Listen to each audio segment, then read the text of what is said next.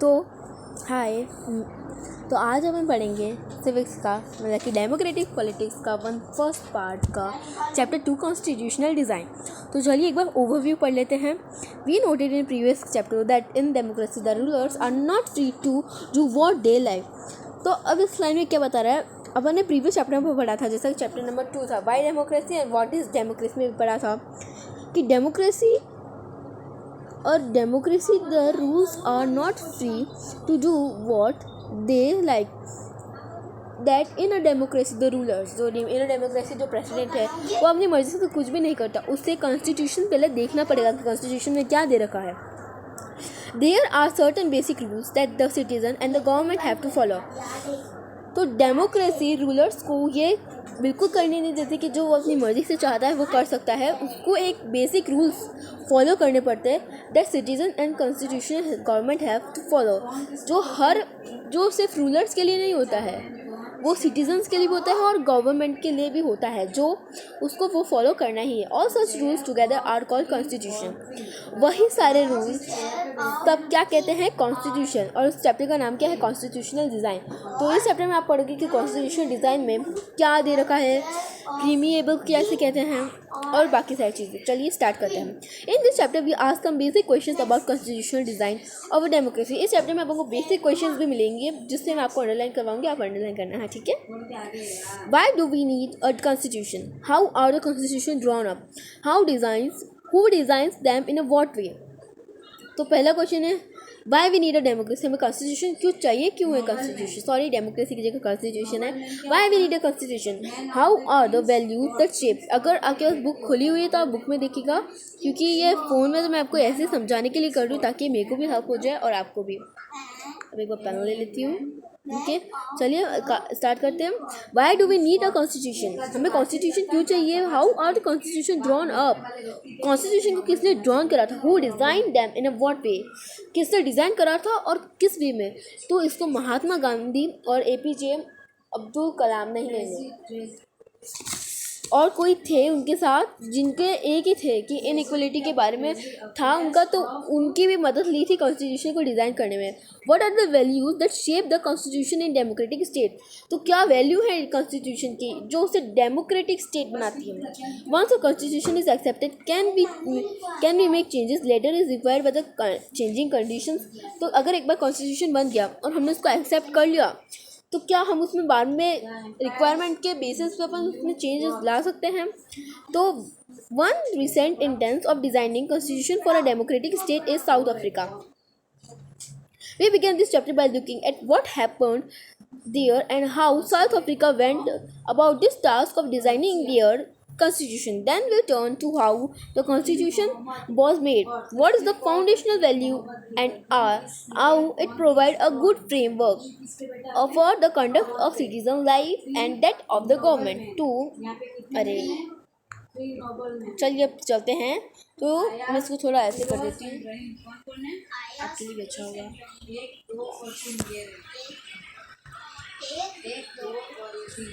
ठीक है, अब अपन आते हैं democratic constitution in South Africa 2.1 पे।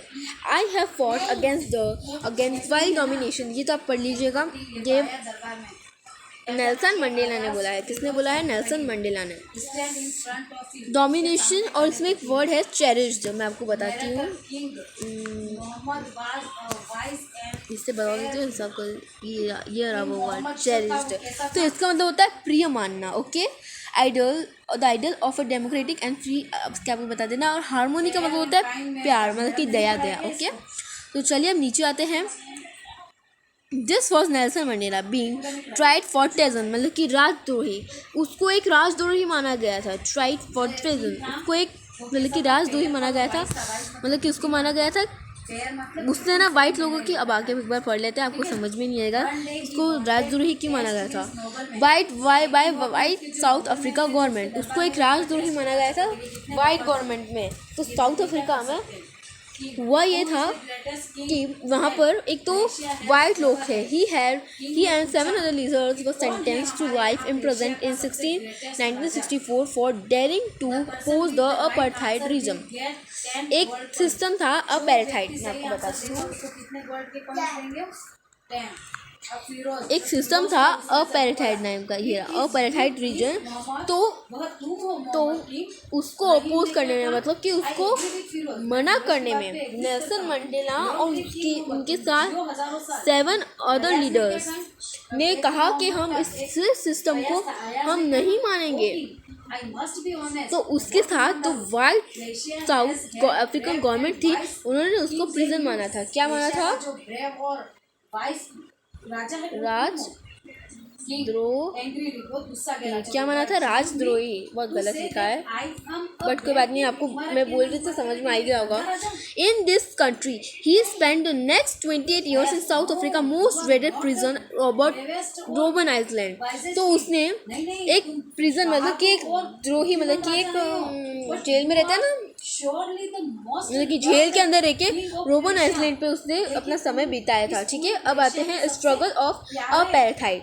Apartheid was the name of a system of racial discrimination unique to South Africa. The while Europeans imposed this system on South Africa during the 17th and 18th century. तो ये एक racial discrimination था, मतलब कि colour के basis पे discrimination था। तो मैं आपको एक बार कलर से बताती हूँ कि क्या हुआ था। एक तो देखो काले लोग थे, एकदम काले, इसलिए मैं इसके लाइन बना देती हूँ एक बार तो आपको समझ आ जाएगा। एकदम काले लोग थे, ठीक है। फिर थे सफ़ेद, सफ़ेद तो आपको दिखेगा ही नहीं। और फिर थे थोड़े से, मैं आपको बता देती हूँ थोड़े से कैसे होंगे, थोड़े से ऐसे भी नहीं थे, हाँ ऐसे ही थे, राइट। थोड़े से ऐसे ब्राउन ब्राउन लोग आपने देखे होंगे, और एक वाइट, मतलब कि एक वाइट लोग थे, ओके। तो ऐसे 3 टाइप के लोग थे। तो उनको क्या कहता था? वाइट, एक बार पढ़ लेते। The training companies from Europe occupied this armed force in the way they occupied India, but unlike India a large number of white has settled in South Africa and become the rocker rulers. पहले ये white लोग south Africa में नहीं रहते थे, ये धीरे धीरे करके आने लगे। तो ये इतने सारे आ गए कि वो वहाँ के लोकल रूलर बन गए। The system of Apartheid divide the people and label them on the basis of their skin color. तो ये apartheid सिस्टम होता है, वो डिवाइड करता है पीपल को और उनको अलग अलग लेबल करता है कि आपका कलर ऐसा है तो आप इधर जाओ, तुम्हारा कलर ऐसा है तो तुम उधर जाओ। एक सेकेंड, तो चलिए अब स्टार्ट करते हैं। स्टार्ट हो गया है। तो native people of the South Africa are black in colour. जो वहाँ के नेचुरल लोग हैं, जो वहाँ से पैदा हुए हैं साउथ अफ्रीका से, उनका कलर क्या था? ब्लैक। कैसे का कलर के थे मैं आपको बता देती हूँ। कलर वैसे तो सबको पता है, बट फिर भी एक बार एक्सप्लेनेशन के लिए काले कलर के थे। ओ शिट यार, कलर में जाके कलर बहुत गड़बड़ हो जाती है। काले कलर के थे, ठीक है। एक तो काले कलर के थे और ऐसे दूसरे कलर के थे। South Africa 3/4 of they made 3/4 of the population. तो स्टोरिंग थिंग्स, ऐसा बॉक्स जिसमें हम चीज़ें रख सकते हैं उसको क्या बोलते हैं? चीस्ट। क्या बोलते हैं? Box for storing things. Box for storing. तो वो 1/3 ओल्ड एंड टॉर्न। अरे यार ये बहुत गड़बड़ हो रहा है। तो वो 1 ओल्ड एंड टॉर्न, इसको याद करना। मैं एक बार थोड़ा सा डार्क कर देती हूँ।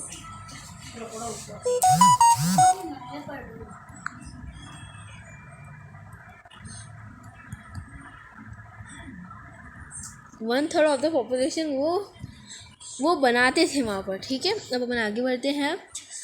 Of the population and were called blacks, और उनको क्या कहते थे? ब्लैक्स कहते थे उनको। Beside this two groups were people of mix the races who were called coloured. जो काले भी थे, थोड़े से काले थे, थोड़े ना ज़्यादा काले थे ना ज़्यादा गोरे थे, उनको क्या कहते थे? Coloured. And the people who are migrated from India, और कलर्ड ज़्यादातर तो उनको ही कहा जाता, तो इंडिया से आए थे वहाँ पर। जैसे कि इंडिया के लोग ना ज़्यादा काले होते ना ज़्यादा गोरे होते हैं, तो उनको कलर्ड कहा जाता था। The white rulers treated all non whites as inferiors. जो वाइट थे ना, वो काले लोगों को एक मतलब कि दुश्मन की तरह ट्रीट करते थे. Non white did not have the voting right. अब ये वैसे हो गया जैसे चैप्टर 1 में, मतलब कि आपने हिस्ट्री के चैप्टर 1 में वेंस रेजोल्यूशन में पढ़ा हुआ कि वुमेन को राइट नहीं था, वुमेन को वोटिंग का राइट नहीं था. ये मैन और वुमेन और चिल्ड्रन के साथ भी ऐसे ही करे थे. इन्होंने तो मैन को भी नहीं छोड़ा था. जो काले लोग थे उनको तो वोटिंग का भी राइट नहीं था. The apartment system was particularly oppress for the black. ये ज़्यादातर तो ऑपरेस के लिए था. कलर्ड लोग के साथ तो बस थोड़ा सा ही बुरा व्यवहार होता था, बाकी ब्लैक के साथ तो इतना होता था, बहुत ज़्यादा ही होता था. जैसे कि ब्रिटिशर्स ने इंडिया पे नहीं करा था वैसा होता था उनसे, उससे भी बदतर था. There were forbidden from living in white area. They could work in white areas only if they had a permit. Forbidden का मतलब होता है मना कर दिया. तो जो काले लोग थे ना उनको वाइट एरिया में भी आने से मना कर दिया था. और फिर गजब की बात हुई होगी कि वाइट एरिया जो थे सफ़ेद, मतलब कि सफ़ेद, उसमें भी उनको आने से मना कर दिया था. और सब हद तो तब हो गई जब उनको train, buses, taxi, hostel, hospital, school, colleges सब उनके लिए अलग थे और वाइट लोगों के लिए अलग थे. मतलब कि अपन ये भी कह सकते हैं कि वाइट लोगों के साथ ज़्यादा फैसिलिटी थी एज़ कम्पेयर टू ब्लैक्स. चलिए अब दूसरे पेज पे चलते हैं, ये पूरा हो गया है. दे could not even visit the churches. और जो ये सब था इसको अपन क्या बोलते थे, सेग्रेशन. ये जो डिवीज़न था उसको अपन क्या कहते थे, सेग्रेशन. अपार्थाइड तो एक सिस्टम था, तो इसमें जो ये पब्लिक टॉयलेट्स उसको सेपरेट करना वाइट और ब्लैक्स के बीच में, ये डिफरेंस को अपन क्या कहते थे, segregation. They could not even visit the churches where whites worshipped. जहाँ पर भगवान होते हैं, भगवान के घर तो सबको जाने का अलाउड होता है, पर यहाँ तो ब्लैक लोगों को अलाउड ही नहीं था. सिर्फ वाइट लोग. जब सफ़ेद लोग भगवान की भक्ति कर रहे हैं तो आपको ब्लैक जो काले लोग हैं उनको जाना मना है. आप जा ही नहीं सकते. जब वाइट लोग हो या ना हो तब भी आप नहीं जा सकते. फिर क्या था, black could not from association और protest against the terrible treatment. अब ब्लैक के पास एकदम हार चुके थे कि वो प्रोटेस्ट भी नहीं कर सके थे. और जैसे टेरिबल ट्रीटमेंट का मतलब कि इतने गंदे व्यवहार का. सिंस 1950 द ब्लैक्स थे और जो कलर्ड थे एंड इंडियंस, जो कलर्ड थे या इंडियंस बोलो एक ही था, coloured and Indian fought against the apartheid system. उन्होंने फिर इस अपेर्थाइड सिस्टम के अगेंस्ट फॉट करा कि अब हम नहीं जी सकते. इस सिस्टम के अगेंस्ट फॉट करा कि अब हम नहीं जीतेंगे. दे लॉन्च प्रोटेस्ट मार्चेस, मतलब कि उन्होंने नारे लगाए, स्ट्राइक्स लगाए, मतलब कि सड़कों पे बैठ गए कि हम नहीं जाने देंगे. तो उनके साथ एक ऑर्गेनाइजेशन बनी, नेशनल अफ्रीकन नेशनल कांग्रेस. इसको आप अंडरलाइन कर दीजिएगा, ये बहुत इंपॉर्टेंट है. Was the umbrella organisation that lead the struggle. इस ऑर्गेनाइजेशन ने, इस कांग्रेस पार्टी ने इतनी मदद करी स्ट्रगल में. द पॉलिसीज ऑफ सेग्रेशन की पॉलिसी आपको पता है ना, वो चर्चेज वाली, उसमें इतनी मदद करी इस पार्टी ने. That included many workers unions and the communist party. जो थे ना समझदार वाइट लोग, समझदार सफ़ेद लोग, उनकी ये यूनियन पार्टीज थी. तो उन्होंने ये अफ्रीकन, कुछ काले लोगों ने, कुछ कलर्ड लोगों ने, मतलब कि कुछ इंडियन लोगों ने, सब ने मिलकर ये बनाया और ये ANC अफ्रीकन नेशनल कांग्रेस बनाई और इसका अपोज करा. चलिए अब आगे बढ़ते हैं. अब यहाँ पर they included many workers union and communist party. Many sensitive white also joined ANC to oppose apartheid and play a leading role in this struggle. Several countries denounced apartheid as an unjust and racist. Unjust मतलब कि बहुत बुरा और बदतर खराब. But the while racist government continued a rule of detaining tourism and killing thousands of black and colored people. अब जो marches करे थे, स्ट्राइक करे थे, थाउजेंड ऑफ लोगों ने, उन्होंने ये नहीं सोचा, उन्होंने डिनाई कर दिया, मतलब कि नहीं करेंगे. वाइट जो बुरे लोग थे ना गवर्नमेंट में जो काम कर रहे थे, उन्होंने मना कर दिया, हम नहीं करने वाले, तुम्हें जो करना है तुम करो. और उन्होंने मार दिया थाउजेंड ऑफ ब्लैक कलर के पीपल, और इंडियंस भी मरे उसके अंदर. अब एक्टिविटी के नीचे आते हैं. Towards a new constitution. As protest and struggle apartheid has increase, the government realise that they could not longer keep the blacks. अब इतना ब्लैक लोग मारा, थाउजेंड लोगों को मारा ना, तो ब्लैक लोग भी करने लगे कि अब हम भी करेंगे, अब हम भी प्रोटेस्ट करेंगे, अब हम भी स्ट्रगल करेंगे और इनको यहाँ से हटाएंगे। तो अब धीरे करके वाइट लोगों को भी होने लगा कि अभी हम तो इससे जीत नहीं सकते, तो अब हमें चेंज तो करना ही पड़ेगा, कॉन्स्टिट्यूशन तो चेंज करना ही पड़ेगा। अंडर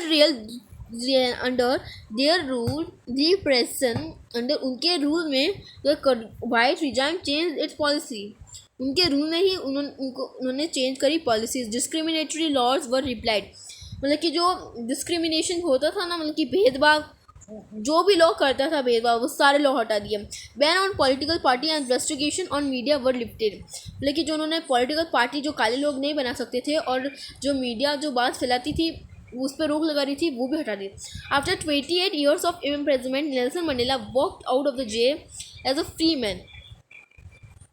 जो 28 years तक एक मतलब कि एक द्रोही बन के उसने जेल में बिताया और फिर वो जेल के बाद आई as a free man. Finally at midnight of 26 April the new national flag, तो मिडनाइट पे उन्होंने एक national flag of the republic of South Africa was unfurled, marking the new born democracy in the world.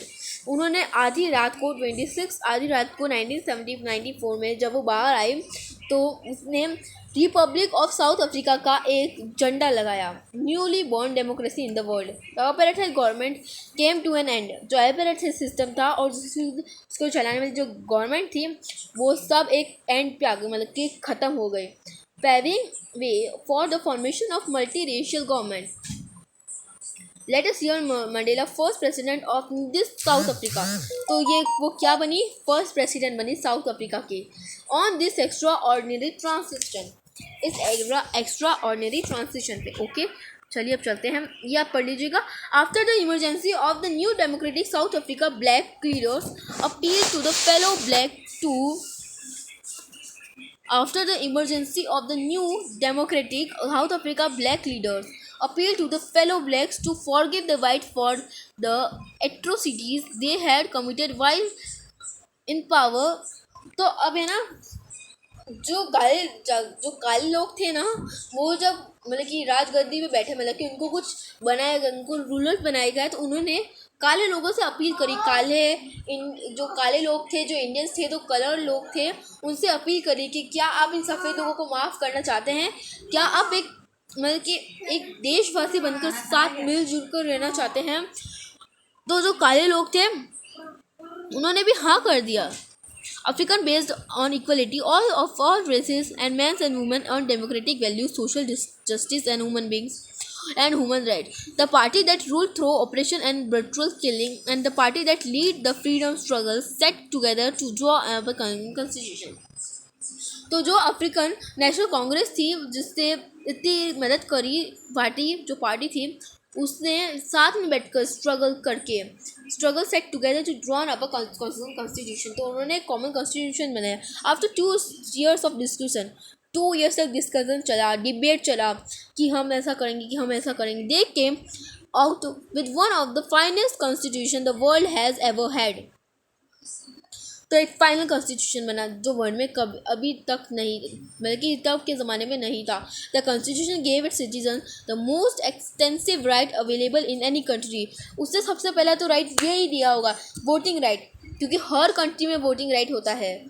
ऐसा नहीं है कि woman नहीं करेगा, बच्चा नहीं करेगा, ऐसा नहीं होगा। बच्चा तो नहीं करता है बट 18 से ऊपर वाले बच्चे करते हैं, तो उसमें वो वुमन और बच्चों को तो करने ही नहीं देते थे। Together they decide that in search for solution to the problems nobody should be excluded, no one should be treated as a demon. मतलब कि किसी के साथ भी बुरा व्यवहार नहीं करा जाएगा, किसी को भी ऐसे मतलब कि एकदम दुश्मन की तरह ट्रीट नहीं करा जाएगा। They agreed that everybody should become part of the solution what ever they might have done and represented in the past. The preamble to the South African Constitution sums up to be this spread।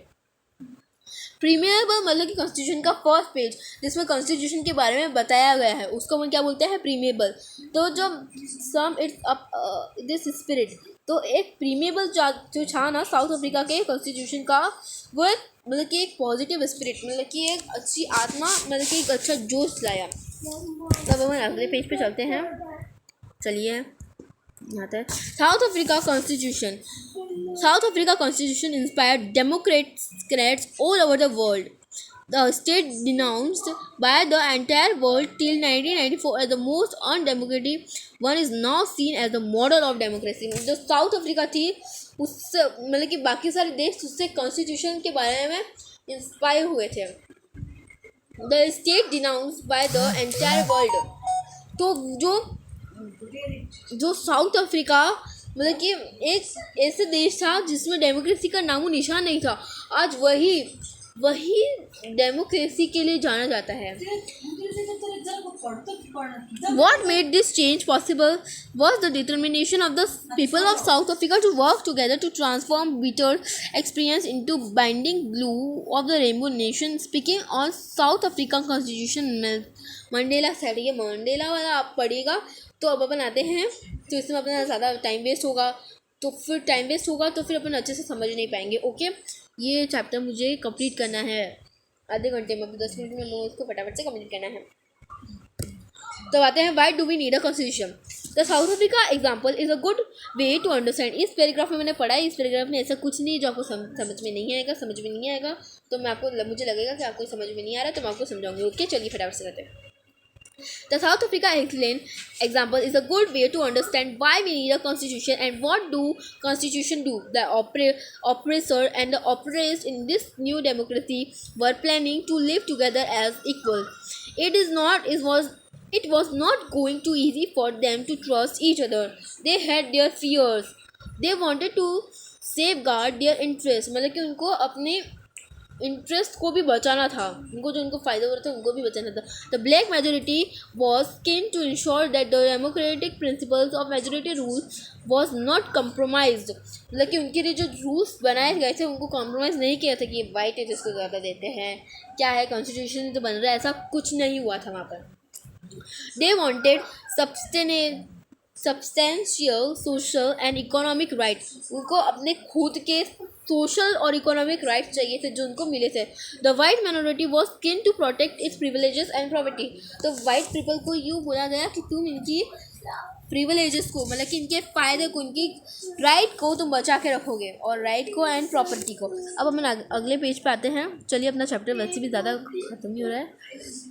After rough negotiation, both parties agreed to a compromise. The white agreed to the principle of majority rule, that one person one vote. Voting का तो नहीं मिला था इनको, मैं गलत थी कि वोटिंग का इनको पहले नहीं मिला था. एक लॉन्ग नेविगेशन, मतलब कि एक लॉन्ग डिबेट में बोथ द पार्टीज, जैसे कि वाइट और ब्लैक में, तो वाइट ने अग्रीड किया that one person one vote. They also agreed to accept some basic right of the poor for the poor and the workers. जो poor workers थे ना उनके लिए भी राइट को एग्रीड करा.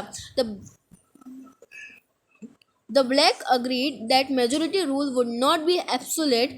They agreed that the majority would not take away the property of while minority. The compromise was not easy. इनका compromise बिल्कुल easy नहीं था. How was the compromise going to implement? Even if they managed to trust each other, what the guarantee that this trust will be not broken in future? तो black लोग थे वो सफ़ेद लोगों पर विश्वास करने लगे थे, पर क्या गारंटी थी, किसकी गारंटी थी कि वो वाइट लोग उनका विश्वास नहीं तोड़ेंगे. The only way to build and maintain trust in such a situation is to write some rules of the game that even would abide by. तो अगर वाइट लोगों ने इनका विश्वास तोड़ा भी तो इनके पास ऐसा रूल होगा जो उनको इतना बुरा संभालने में मदद करेगा. ओके, चलिए अब देते हैं. This rules also determine what the elected government are empowered. और ये रूल्स ये भी डिटरमाइन करते थे कि इलेक्टेड गवर्नमेंट की क्या पावर्स है to do and what they can not do. वो क्या कर सकते हैं और वो क्या नहीं कर सकते हैं. Finally this rule decide the right of the citizen. तो इस रूल ने डिसाइड करा सिटीजन्स के राइट को. This rule will work only if the winner can not change them very easily. ये रूल तभी वर्क करेगा जब विनर खुद को इतनी आसानी से चेंज नहीं होने दे रहा है. मतलब कि जैसे कि आपने फर्स्ट चैप्टर में पढ़ा होगा कि कुछ ऐसे थे जैसे कि परवेज़ मुशर्रफ पाकिस्तान में, वो खुद को हटने ही नहीं दे रहा था, वो अनडेमोक्रेटिक था।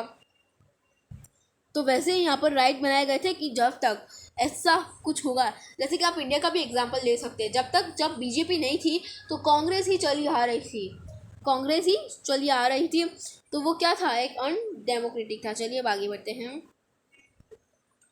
This is what the south African did, they agreed on the basis of rules. उन्होंने सिर्फ बेसिस ऑफ रूल्स, अपने अधिकार पे ही उन्होंने मारा, उन पे ट्रस्ट करा। They also agreed that this rules will be supreme, that no government will be able to ignore this. उन्होंने ये भी कहा कि यही रूल सुप्रीम होंगे, इस रूल को कोई गवर्नमेंट इग्नोर कर ही नहीं सकती। This set of basic rules called a constitution. तो इस सेट का जो बेसिक रूल का सेट था उसको मैंने क्या कहा, constitution. Constitution making is not unique to South Africa. Every country has reserved group of people. Their relationship may not be as bad as between the white and the black and South Africa. अब हर country में ऐसा तो होता ही है, जैसे कि India में भी है मुस्लिम हिंदू का, तो मुस्लिम हिंदू का इतना बुरा नहीं था जितना वाइट और ब्लैक का था। अपने स्कूल में भी बच्चे पढ़ रहे हैं, साथ में खेलते भी हैं, दोस्ती भी करते हैं, तो अपने इतना बुरा नहीं था जितना वाइट और ब्लैक लोगों में बीच में था। all over the world people have differences of opinion and interest. अब सारे लोगों की अलग अलग सोच होती है, कि हर किसी की एक सोच नहीं होती। आप इंडिया में देख लो, हर किसी का अलग अलग सोच है। इस इंसान की एक अलग सोच है तो इस इंसान की उससे भी अलग सोच है, कोई ऊपर है तो कोई नीचे का सोचता है, ऐसा है। whether democratic or not, most countries in the world need to have these basic rules. Democratic, वो कुछ ऐसी कंट्री हैं जो डेमोक्रेटिक हैं या नहीं, पर उनको ये बेसिक रूल्स तो रखने ही चाहिए, उनके फ़ायदे के लिए रखने ही चाहिए। This applies not just to the government. Any association needs have to have its constitution. It could be club in your area, a cooperative society or political party. They all need a constitution. हर चीज़ को एक constitution तो चाहिए ही होता है,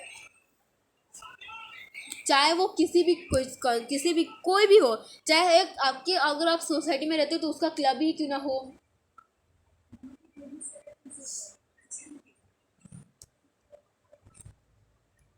ठीक है, अब चलिए देखते हैं।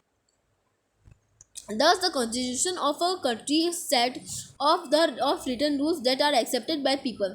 Thus, the constitution of a country is set to written that are accepted by all people living together in a country. Constitution is the supreme law that determines the relationship among people in living territory called citizen, and also the relationship between the people and government. A constitution does many things. First, तो पहले constitution बहुत सारी चीज़ें का constitution है ना, मतलब कि सिटीजन्स के जो राइट्स होते हैं ना उनको डिटरमाइन करता है। जैसे कि मैं ये रही थी द कॉन्स्टिट्यूशन ऑफ, तो कॉन्स्टिट्यूशन सुप्रीम लॉ को डिटरमाइंस करता है relationship among citizens living among people living in a territory called citizens.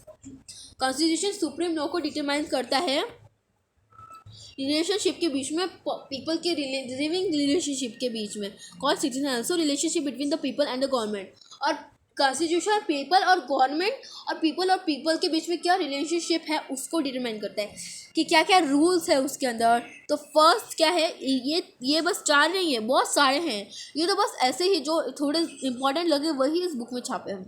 First is generates a degree of trust and coordinate that is necessary for different kind of people to live together. अब बहुत अलग अलग जाति पाति के लोगों को यही रूल तो बनाता है डिग्री ऑफ ट्रस्ट, मतलब कि ट्रस्ट करने का, मतलब कि विश्वास करने का, और कोऑर्डिनेट मतलब कि एक साथ एकजुट कर रहने का। अब फौजी है तो फौजी ये थोड़ी ना देख रहे मुस्लिम है तो ये फौजी में नहीं जाएगा, ये हिंदू है तो ये जाएगा, ऐसा नहीं देखते ना। फौजी में है तो तू भाई फौजी में है तो मुस्लिम हो या Hindu. Second is specify how the government will be constituted, who will have the power to take which decision. तो सेकंड है कि कॉन्स्टिट्यूशन स्पेसिफाई करता है गवर्नमेंट को कि कैसे उसको मतलब कि देश को चलाना है, किसके पास कैसी पावर होगी। प्रेसिडेंट के पास ये पावर है, प्राइम मिनिस्टर के पास ये पावर है, चीफ मिनिस्टर के पास ये पावर है, कलेक्टर के पास ये पावर है, इससे ना ही ऊपर बढ़ के वो काम कर सकता है। Third, it less down permit on the on the power of the government and tell us what the right of the citizens are. And third, it lay down the limits, वो एक गवर्नमेंट के limits बताता है कि इस limits के आगे वो जा नहीं सकता. और राइट ऑफ द सिटीजन, कि ये सिटीजन के राइट है, सिटीजन इसके आगे बिल्कुल नहीं जा सकता. फिर fourth, it express the aspiration. Aspiration का मतलब होता है a strong desire of the people about the creating a good society. Aspiration मतलब कि एक डिज़ायर, पीपल के अंदर एक डिज़ायर को एक्सप्रेस करता है एक अच्छी जनता बनाने का, एक अच्छी सोच बनाने का.